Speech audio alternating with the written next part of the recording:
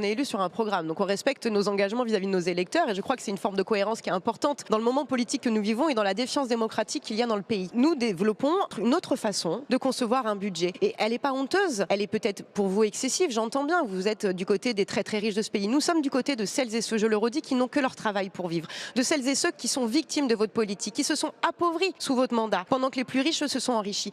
Donc c'est peut-être excessif pour vous. Pour moi, quand je retourne dans ma circonscription, que je veux voir des gens qui se retrouvent en difficulté pour manger, qui vont au resto du cœur, qui n'arrivent plus à trouver du travail, je trouve que ce sont des mesures tout à fait raisonnables dont nous avons besoin. Vous souhaitez que tout rentre dans les délais? C'est 40 jours pour la première lecture à l'Assemblée, 70 au total. Nous avons bien conscience que les ordonnances seront d'une brutalité sans nom. Il n'y aura pas de changement par rapport au budget initial. Nous sommes des parlementaires sérieux. Nous avons siégé depuis 3 ans pour proposer des alternatives qui vous déplaisent certes, mais qui sont des alternatives. Et nous continuons à faire le même travail.